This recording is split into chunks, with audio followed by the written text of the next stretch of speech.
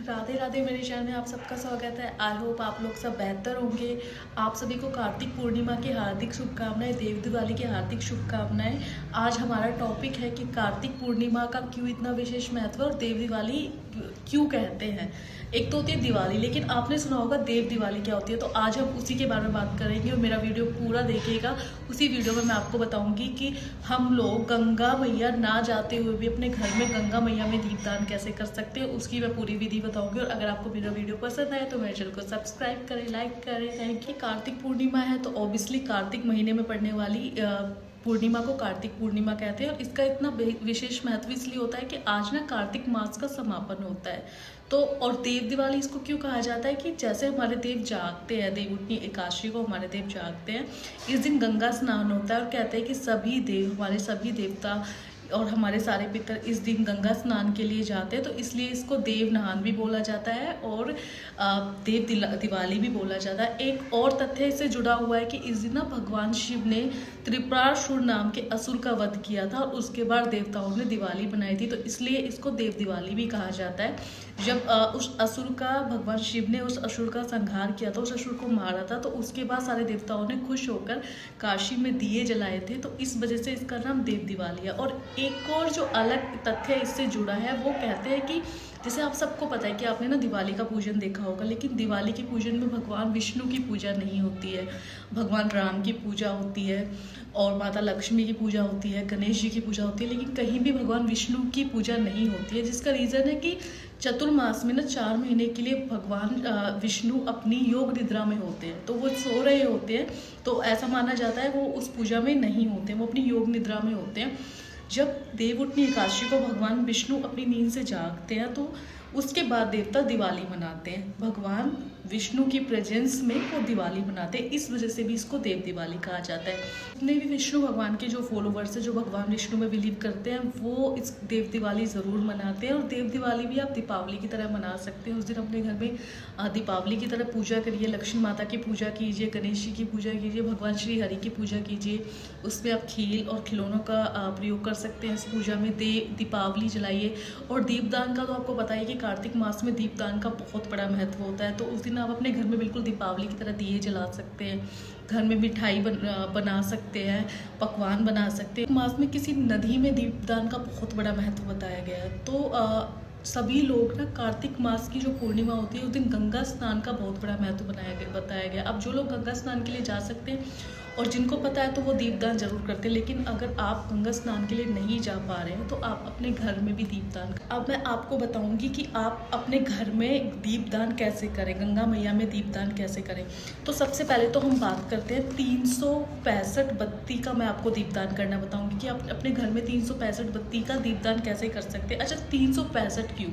देखो, एक दिन की एक बत्ती, 365 हमारे साल में दिन होते हैं। तो आप एक साथ कार्तिक पूर्णिमा वाले दिन 365 दीपदान कर सकते हो। और आपको मैं पहले भी बता चुकी हूँ कि कार्तिक मास में दीपदान का एक अपना एक बहुत बड़ा महत्व होता है, जो आपको बहुत अच्छा फल देता है।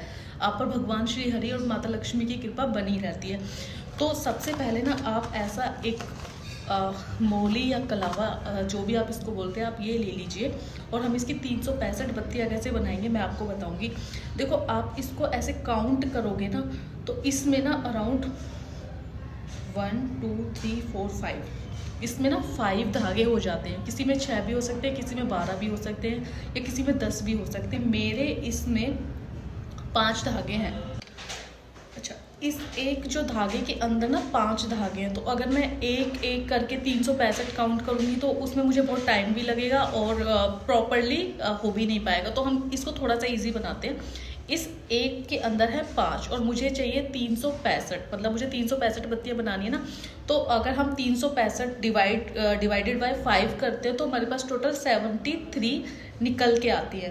73 हमें बनानी होंगी और 73 मल्टीपल बाय 5 तो वो हो जाता है आपका 365।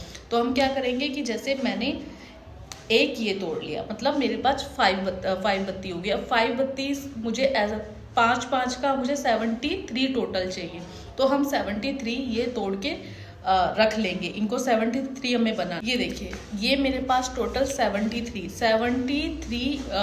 एक के अंदर 5 है। 73 मल्टीपल बाय 5 तो ये हो गए 365 365, तो मेरे हर दिन की एक बत्ती मतलब 365। कई बार क्या होता है कि आप चाहे तो अपने मंदिर में भी 365 बत्ती का दीपदान कर सकते। कई बार होता है हम अपने पीरियड्स पे होते हैं या हम पूजा नहीं कर सकते तो हमारे मंदिर में दीपक नहीं जला पाते, तुलसी माता में दीपक नहीं जला सकते आप लोग, तो ये आपके लिए 365 दिनों का, पूरे साल का आपका दीपदान है।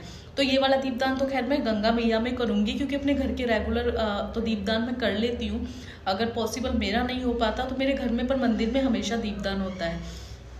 तो इनको हमें क्या करना है कि इन सभी को हम, और इसके बीच में एक तुलसी मैया की सूखी हुई जो लकड़ी होती है, तुलसी मैया का जो टहना होता है वो मैं करूँगी। और इसको अच्छे से हम घी में भिगो लेंगे। इसको घी में भिगोने के बाद एक में बड़ा जो दिया होता है, दीपक होता है, वो ले सकते हैं। अगर वो नहीं है तो जो सूखा हुआ जो ड्राई कोकोनट होता है उसको आप बीच में से काट लीजिए, उसमें डालिए और घी डालिए और इसको अच्छे से भिगो लें। और उसके बाद हमें क्या करना है कि उसके बाद हमें लेनी है एक परात, उसमें डालना है थोड़ा सा गंगाजल और फूल और चावल और उसका तिलक करना है। और गंगा मैया से प्रार्थना करनी है कि हे गंगा मैया, किसी भी वजह से मैं आप पे स्नान करने के लिए नहीं आ पाई या मैं दीपदान के लिए नहीं आ पाई, तो आप मेरे घर में आइए और मेरे भाव को, मेरी पूजा को आप स्वीकार कीजिए। और जिस तरीके से गंगा मैया में दीपदान होता है, आप पत्ते के ऊपर बत्ती रखकर भी दीपदान कर सकते हैं।